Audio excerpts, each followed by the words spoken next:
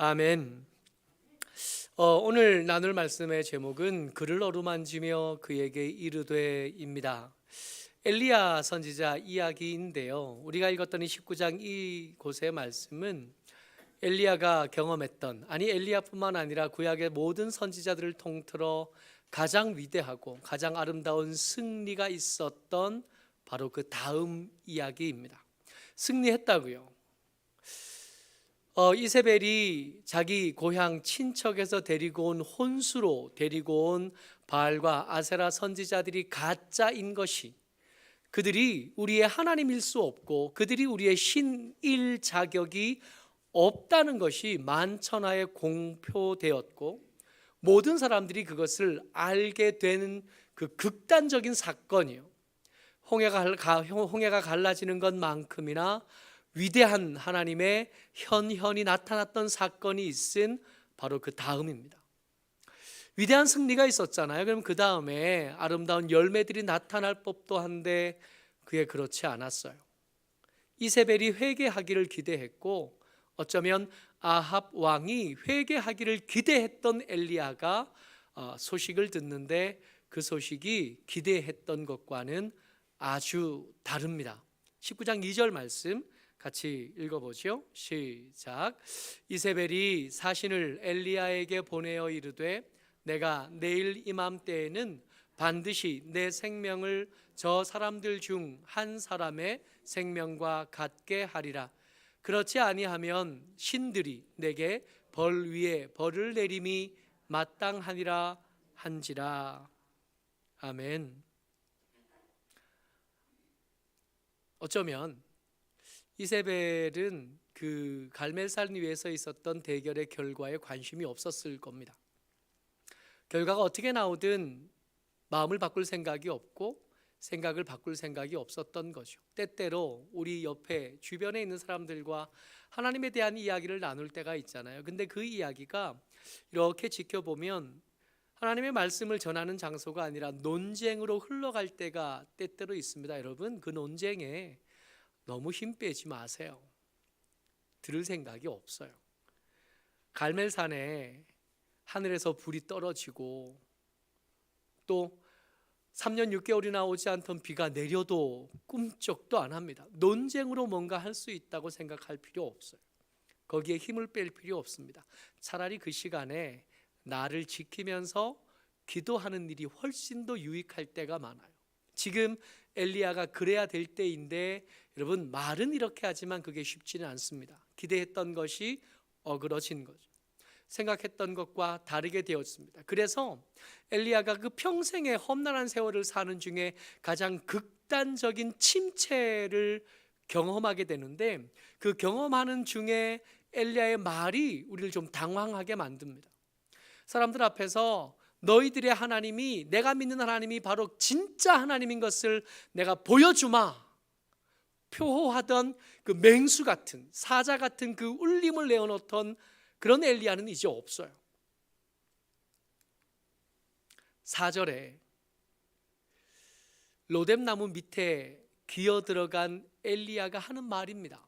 이 로뎀나무, 그러면 흔히 생각하기에는 그늘이 있는 큰 나무처럼 생각할 때가 많은데, 실제로 로뎀나무는 그런 나무가 아니에요.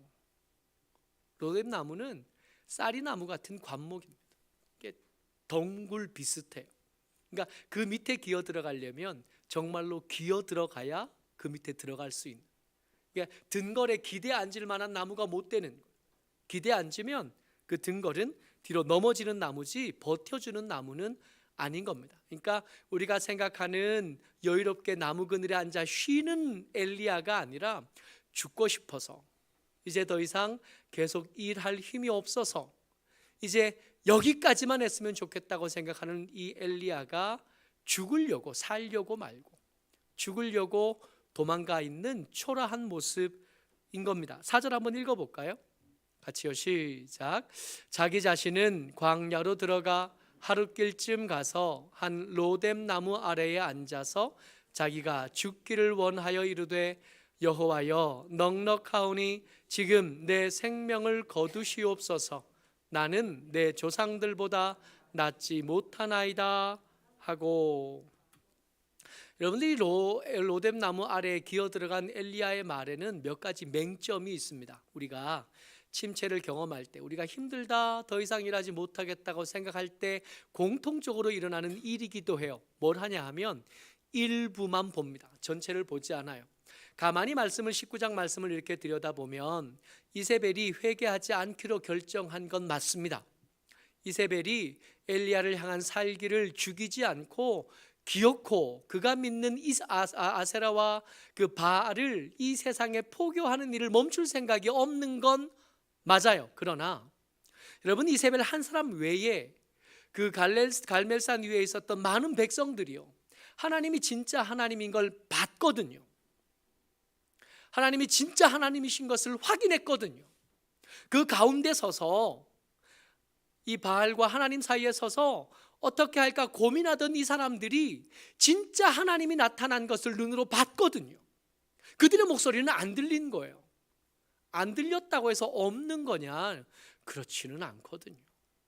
이세벨이 여전히 악한 여자이긴 하지만 가운데 섰던 많은 백성들이 하나님이 하나님인 줄을 확인했으니 그들에게 뭔가 가르치고 그들을 위해 손 내밀어 주고 그들을 좀 복돋아 주면 이전과 전혀 다른 일들이 일어날 가능성이 있거든요. 근데 침체를 경험할 때쯤 되면 그게 안 보이는 거예요.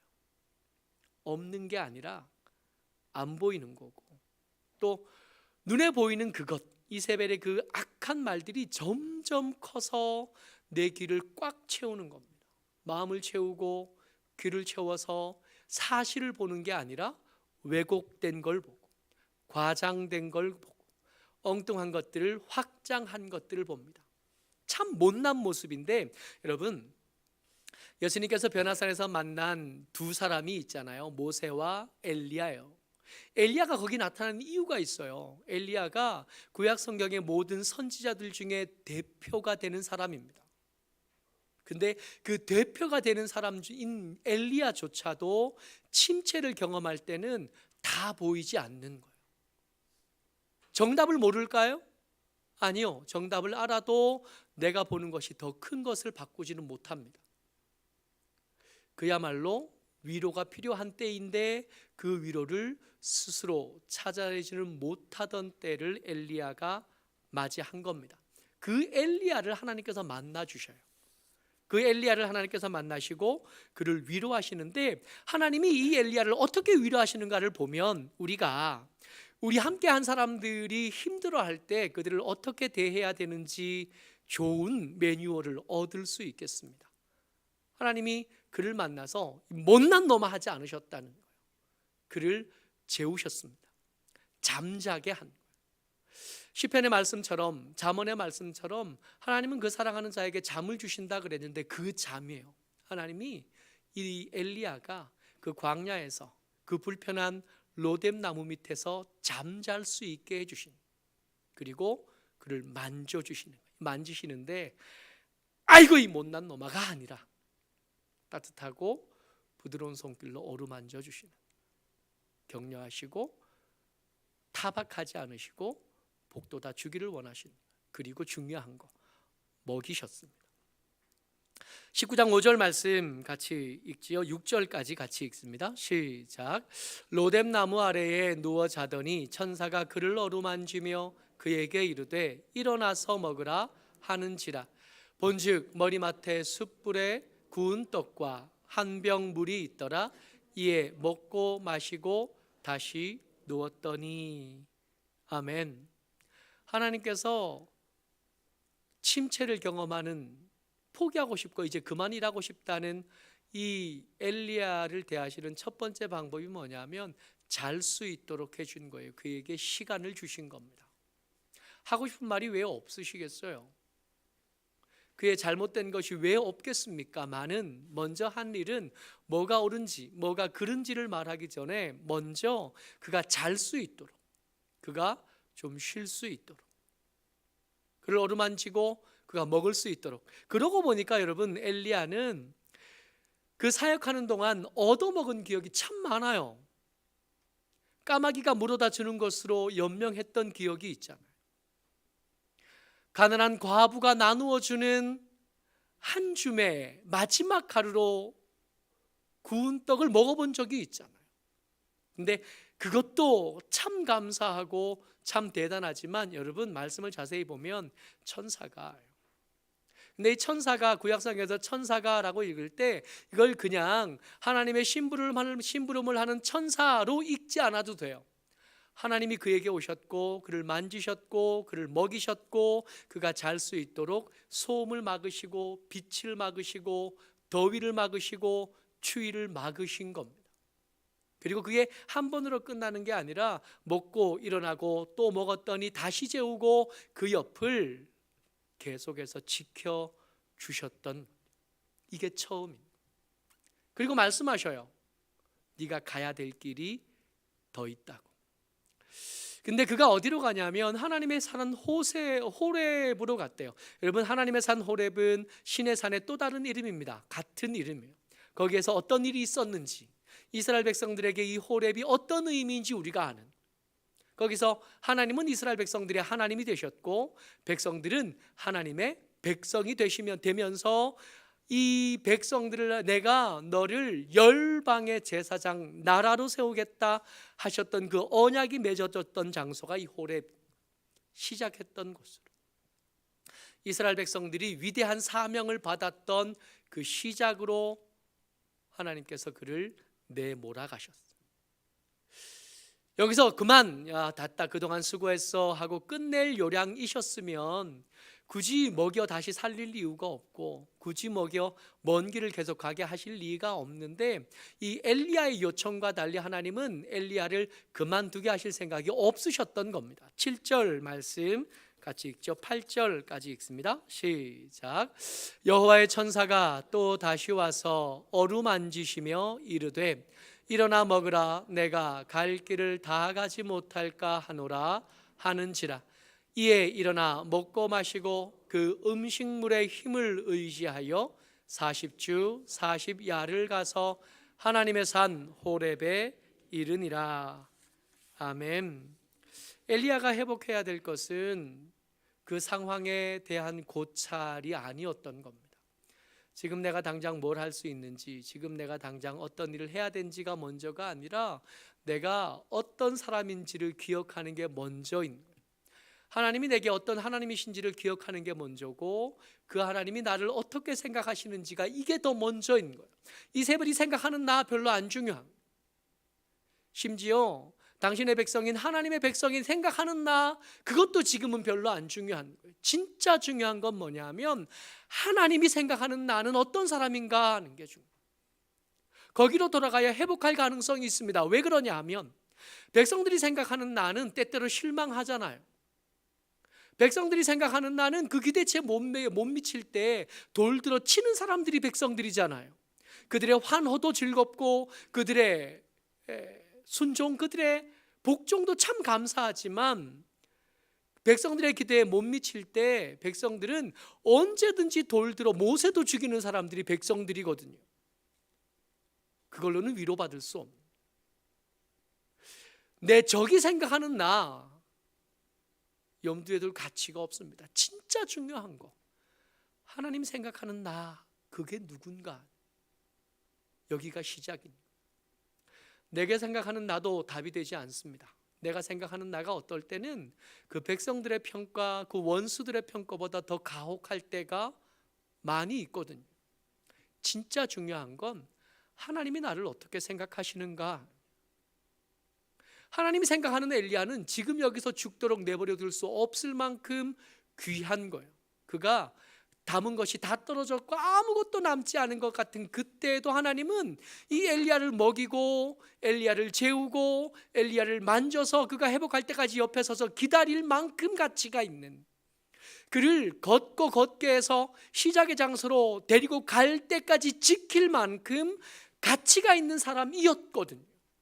이 하나님은 한결같으신 분이라 그거 바꾸지 않으실 거고, 하나님은 한결같은 분이시라 그걸 요동하게 하시거나 그것을 바꾸실 생각이 없는 하나님이시거든요. 그러니까 회복하려면 엉뚱한 데 찾아가는 게 아니라 거울을 들여다보고 있는 게 아니라 하나님 앞에 가는 거예요. 거기 가서 나는 제일 정직한 평가를 얻을 수 있고 또 제일 후한 평가를 얻을 수 있게 됩니다. 하나님께서 굳이 그를 재우고 먹이고 어루만져서 힘을 내게 만들어서, 사실은 성령의 충만함이 아니에요. 하나님의 사람 엘리야는 지금 성령으로 충만하지 않습니다. 먼 길을 가야 되는데 갈 힘을 음식물로 얻어야 되는 그냥 그런 사람이 되는 거예요. 근데 그냥 그런 사람이 된 이 엘리야를 포기하지 않으시고 등 떠밀어 주시고 손 잡아 주시고 시간을 허락하셔서 거기 도착하도록 만드신 겁니다. 우리 말씀을 잘 아는데 하나님의 산 이 호렙에 도착한 다음에 엘리야가 본 것이 얼마나 대단한지 몰라요. 근데 그 방식을 좀 우리가 지켜볼 필요가 있습니다. 하나님께서 엘리야를 만날 때 불로, 지진으로, 바람으로 만나실 수 있어요. 때때로 그렇게 하십니다. 우리가 원하지 않는 일들을 해야 될 때 하나님은 우리를 강제로 떠밀기도 하시죠. 그러나 지금은 아니었습니다. 하나님은 이 엘리야에게 부드러운 음성으로, 조용하고 조근조근한 말씀으로 그에게 말씀하시는 거예요. 말씀을 길게 좀 읽어보겠습니다. 12절 13절 같이 읽어보죠. 시작. 여호와께서 이르시되 너는 나가서 여호와 앞에서 산에 서라 하시더니 여호와께서 지나가시는데 여호와 앞에 크고 강한 바람이 산을 가르고 바위를 부수나 바람 가운데에 여호와께서 계시지 아니하며 바람 후에 지진이 있으나 지진 가운데에도 여호와께서 계시지 아니하며 또 지진 후에 불이 있으나 불 가운데에도 여호와께서 계시지 아니하더니 불 후에 세미한 소리가 있는지라. 아멘. 지금 우리가 주목할 것은 하나님께서 그 후에 그 세미한 음성으로 어떤 말씀을 하셨는가가 아니라 하나님께서 엘리야에게 어떤 모습으로 말씀하셨는가에 집중하려고 합니다. 과격하고 그의 논리와 그의 권능과 그의 권위에 굴복할 수밖에 없는 강력한 모습이 아니라 그 모습들 다 지나갔어요. 그러실 수 있지만 그렇지 않기로 결정하신 것. 지나갔는데 그 안에 하나님이 안 계셨어요. 그리고 그것들이 다 지나가고 난 다음에 그 지진이 잠잠해지고 난 다음에 그 터져나간 바위에 구름이 멈추고 난 다음에, 그러니까 큰 소리 이후에 잠잠해진 다음에 아무 소리도 들리지 않을 그때에 하나님의 세미한 음성이, 조용한 목소리가 엘리야에게 들려온 겁니다.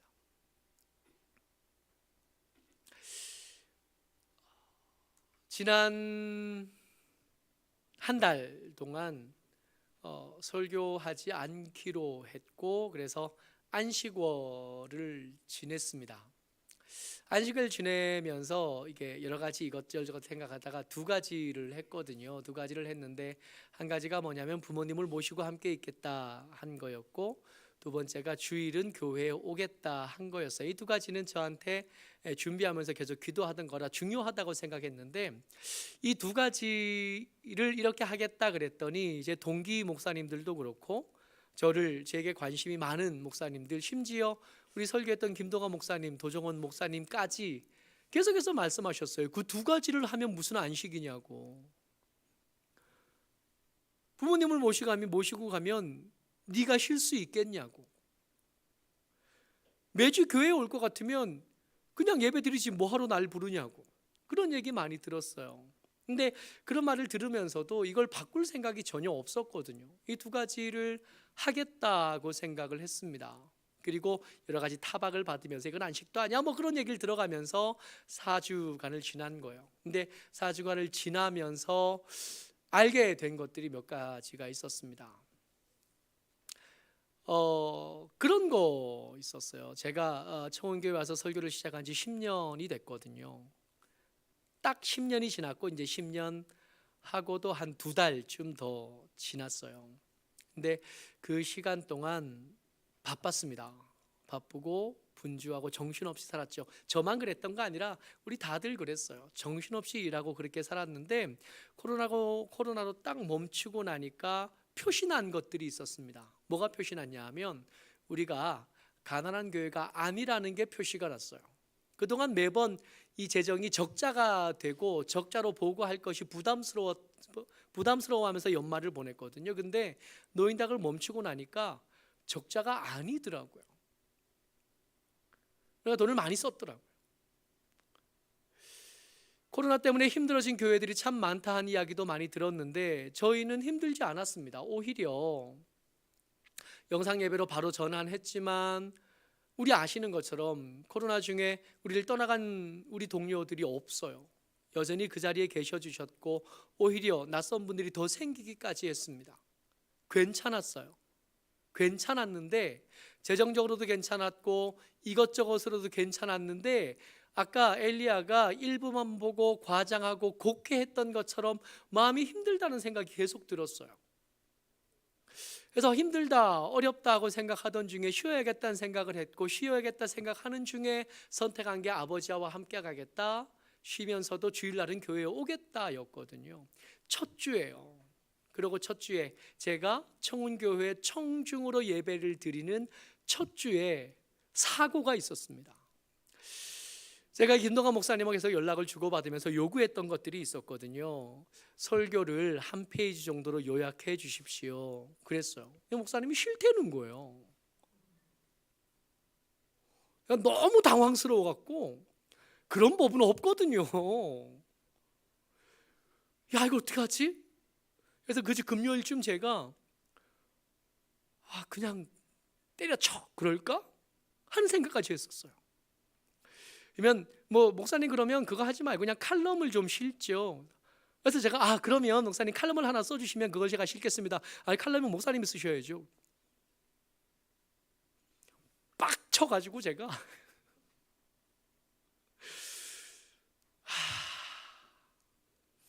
일단은 시작합시다. 정말 꾹 눌러 참고 시작하는 거예요. 그리고 시작한 예배에서 여러분 기억하시겠지만 설교가 1시간 50분이었습니다.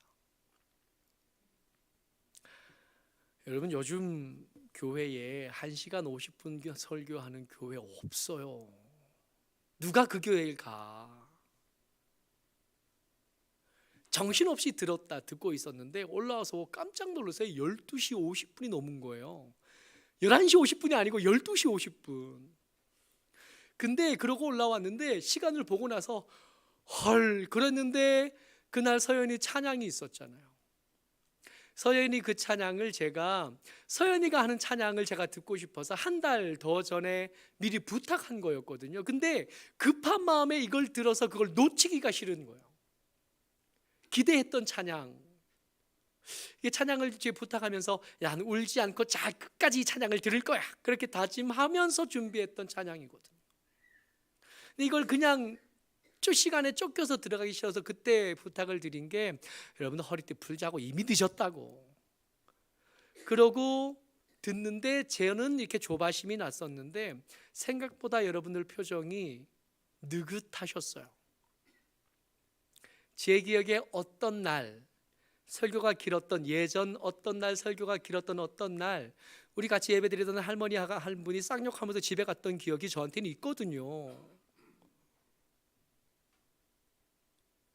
그 특성을 들으면서 얼마가 은혜가 됐는지 몰라요. 그리고 출발해서 생각난 거. 우리가 생각보다 괜찮은 청중이었구나. 그렇게 첫 주에 1시간 50분이었으면 다음 주는 정말 한 40분 하고 안 하실 줄 알았는데 그때도 12시 30분이었거든요. 어지간하셔. 근데 아무도 집에 안 가시더라. 우리가 그저 말로만 괜찮다 그런 거 아니라 실제로 꽤 괜찮은 청중이었고 실제로 꽤 괜찮은 교회였구나가 알겠는 거예요. 설교자일 때보다 어차피 거기 가도 예배는 드렸을 텐데 다른 교회 가서 청중으로 있는 것보다 훨씬 더 저한테는 더 유익하고 또 특별한 시간들이었습니다. 청중으로 여기 왔으니까 알게 된 것들. 두 번째가 아버지를 모시고 가는 거였어요. 여러분, 저희 아버지가 되게 개팍하셔요.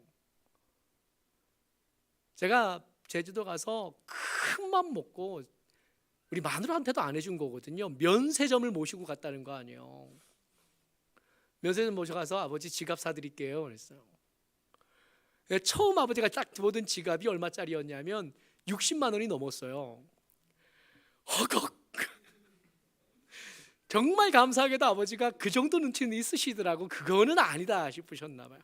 돌아다니다가 적당한 지갑을 고르셨고 어머니도 고르셨어요. 그래서 결제를 했죠. 정말 큰 맘 먹고 결제를 해가지고 이 면세점에서 산 거는 그날 바로 물건을 안 주더만요. 이번에 처음 알았어요. 다들 모르셨구나. 면세점에서 물건을 사면 물건을 바로 안 줘요. 이게 공항에 가야 줍니다. 공항에 가서 그것을 찾아가지고 주일날 예배 왔다가 월요일날 노회에 있어서 월요일 노회까지 참석하고 월요일 저녁에 갔죠. 월요일 저녁에 가는데 제가 버스를 잘못 타서 엄청 오래 걸려서 갔어요.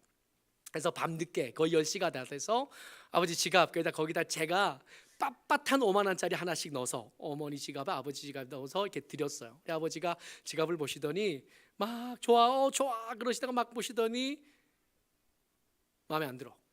당신이 고르셨거든. 마음에 안 들어. 그러시더니 모르겠어. 그리고 제가 올라갔어요. 자고 다음날 아침에 왔더니 이거 바꾸재요. 환불하시겠대. 근데 이 면세점에서 산 걸 어떻게 바꿔야 되는지, 면세점에 물건을 처음 사봤는데 바꾸는 건 제가 어떻게 알겠냐고요. 가지고 수소문해서 이거 어떻게 바꿔야 돼요? 굉장히 복잡해요 이게. 왜냐하면 면세점이니까 어디 외국에서 나가서 산 거잖아요. 그 장소에 다시 가야 되는 거야. 다행히 제가 제주도에 있었으니 하루 동안 아무것도 못했어요. 어디 가기로 했던 데도 못 가고 음식점도 못 가고 그냥 하루 종일 그거 알아보다가 바꿔진대요. 그래서 우리 아버지가 그래 그러더니 가가지고 면세점에 다시 가서 환불하고 다시 사서 왔어요. 사서 왔지 않지. 그 다음 주에 또 찾아야 되니까 일주일 걸려서. 제가 우리 아버지와 함께 있으면서 기도를 많이 했거든요. 하나님, 아버지하고 한 달 있을 건데 아버지하고 싸우지 않고 잘 지내게 해주십시오 하고 기도하고 갔어요. 근데 그렇게 기도하고 갔는데도 우리 아버지를 타박할 일이 얼마나 그렇게 많은지.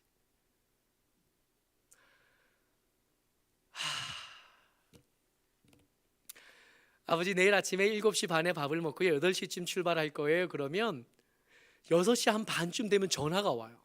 밥 먹으러 와라. 아니 7시 반에 약속을 했으면 7시 비슷 6시 반에 전화가 와서 내려가면 누룽지가 둘뚱 불어가지고 이렇게 산처럼 되어 있어요. 1시간 전인데 그럼 어제 불을 언제 킨 거야? 우리 아버지 이거 보실 텐데. 우리 아버지 정말 손 많이 가는 양반이셔요. 지난주 거의 여행이 끝나갈 때 마지막 여행지를 가는데 아버지는 뒤에서 그날 아침도 버럭했어 제가. 그러고는 아버지는 화가 나서 뒤에서 이제 핑계김에 주무시고 옆에 어머니 계시고 둘이 운전해서 한 1시간쯤 가요. 가다가 마음이 저도 안 좋죠. 기도하고 왔는데도 안 되는 거 아니에요. 아버지를 타박하지 말아야 되는데 그랬더니 우리 어머니가 그래 우리 어머니가 제일 힘들었을 텐데 우리 어머니가 그러셔요. 니네 아버지 타박만 안 하면 세상에서 제일 좋은 양반이다. 무슨? 강팍해져 있었더라고요. 제가 기도 많이 하고 그리고 아버지를 대하는데도 타박할 일, 버럭할 일들을 못 참는 사람으로 거기 있더라고요. 아버지한테도 그랬는데 여러분들한테 오죽했을까 하는 생각이 났습니다.